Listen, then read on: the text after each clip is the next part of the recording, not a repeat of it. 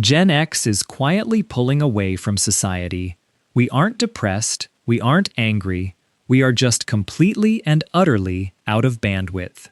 Welcome back to the channel. If you are in your late 40s or 50s right now, you have probably noticed a very specific shift in how you interact with the world as we navigate 2026. The magazines, the podcasts, the wellness gurus, they are all constantly screaming at us about the loneliness epidemic. They tell us we need to find our tribe, put ourselves out there, join a club, and participate in society to stay healthy. But for Gen X, we are collectively looking at all that advice, rolling our eyes, and saying, yeah, no thanks, I'm good. People might look at us and think we are becoming antisocial, grumpy, or isolated as we get older. But that is completely misunderstanding what is actually happening. We aren't giving up on human connection.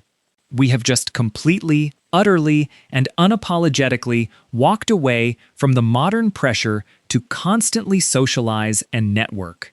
And today, I want to break down exactly why this is happening, why it's not actually a bad thing, and why protecting your peace has become the ultimate Gen X flex. First of all, let's talk about the sheer friction of modern friendship and socializing.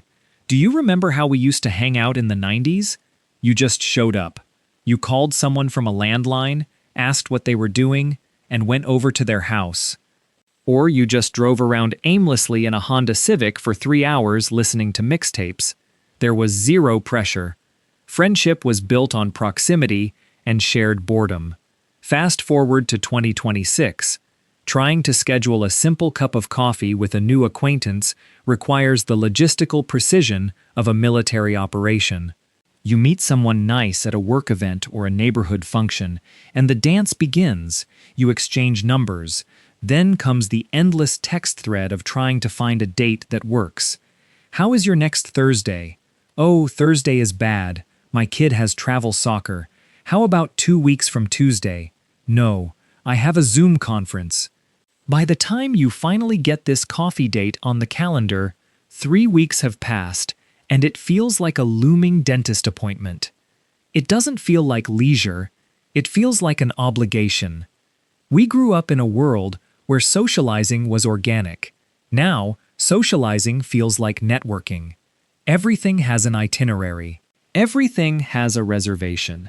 For a generation that practically invented the phrase, whatever, this highly curated, hyper-scheduled version of human interaction is exhausting. We simply do not want to manage another project. And right now, making a new friend feels like taking on an unpaid part-time job. And that brings me to the second, and arguably the most important reason we are tapping out: the bandwidth crisis. Generation X is currently the ultimate sandwich generation. We are caught squarely in the middle of the most demanding decade of our lives. On one hand, many of us are dealing with aging parents, navigating Medicare, helping them downsize, or managing their healthcare crises. On the other hand, we have kids who are either chaotic teenagers or young adults trying to launch in an economy that is absolutely brutal. And right in the middle of that sandwich is our own lives. We are at the peak of our careers, dealing with younger bosses, navigating a post-pandemic, AI-driven corporate landscape that demands we be connected 24/7. Our bandwidth is completely maxed out.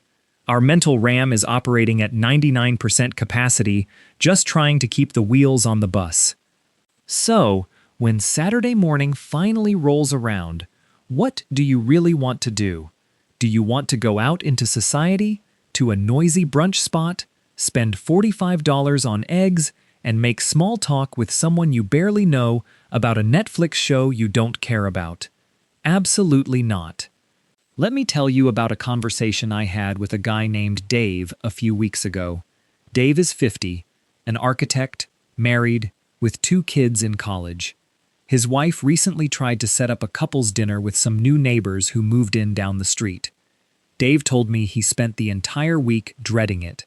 When they finally went, the neighbors were perfectly nice.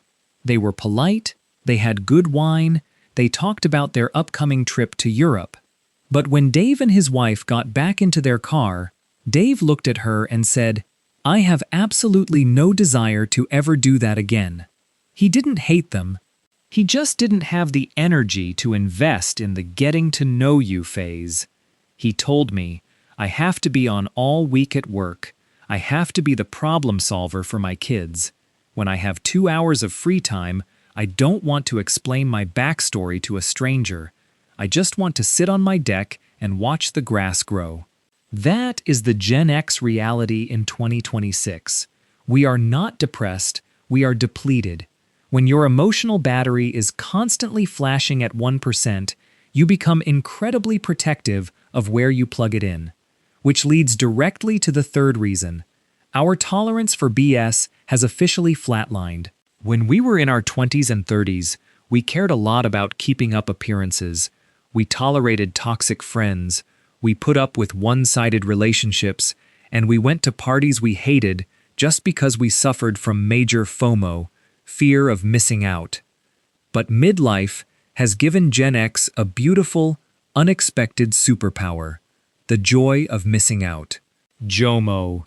We have lived long enough to recognize the red flags in people immediately. We can spot the energy vampires from a mile away.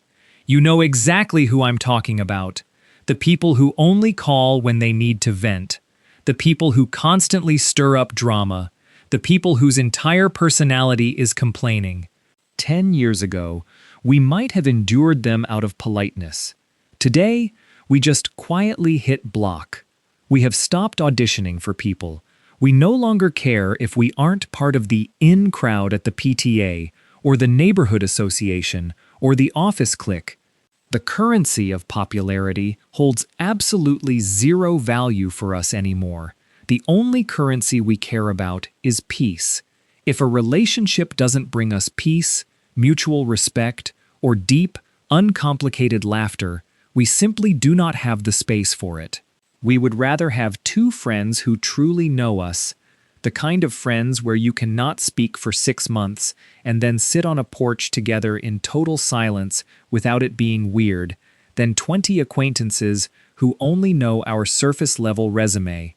We are choosing depth over width. But I want to be very clear about something, because this is the absolute crux of the issue, and it's the thing society gets wrong about us.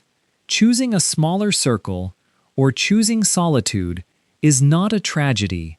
It is an intentional curation of your life. There is this prevailing narrative that if you are spending your Friday night alone, walking your dog, reading a book, or doing a puzzle in your living room instead of being at a crowded restaurant, you are somehow losing at life. But for Gen X, solitude has become the ultimate luxury. We grew up in a noisy, chaotic world. We survived the analog to digital transition. We are currently living in a hyper-connected era where our phones are constantly buzzing with news alerts, emails, and group chats. The noise is constant. So, when we choose to withdraw, we aren't isolating ourselves out of sadness. We are retreating into a sanctuary that we worked really hard to build. We are finally giving ourselves permission to put our own comfort first, after decades of putting everyone else's needs ahead of our own. You do not need a massive social circle to have a meaningful life. You do not need to constantly expand your network to prove you are vibrant and engaged. If your circle is small, even if that circle is just you, your partner, your dog, and one best friend who lives 3 states away, that is perfectly fine. You have spent your entire life showing up for other people. You showed up for your parents, you showed up for your bosses, you showed up for your kids. In 2026, it is completely okay if the only person you really want to show up for right now is yourself. So, if you have been feeling guilty about ignoring that group chat, or declining that invitation, or just wanting to be left alone on a Sunday afternoon, let this be your official permission slip to stop feeling bad about it. Your peace is not up for negotiation. You earned every gray hair, every wrinkle, and every boundary you've set. Defend your peace fiercely. Thank you so much for taking the time to hang out with me today. If you are feeling this exact same way, if you have officially walked away from the pressure to constantly socialize and are just enjoying your own company, I want you to drop a comment below. Tell me what your ideal, peaceful weekend looks like now versus 10 years ago. It helps so much to read these and realize how many of us are on the exact same page. If this video made you feel a little less crazy today, please hit that like button and subscribe to the channel. We are building a really great community here of people who just get it. Have a great, quiet, peaceful week. Take care of yourselves, and I will see you in the next one.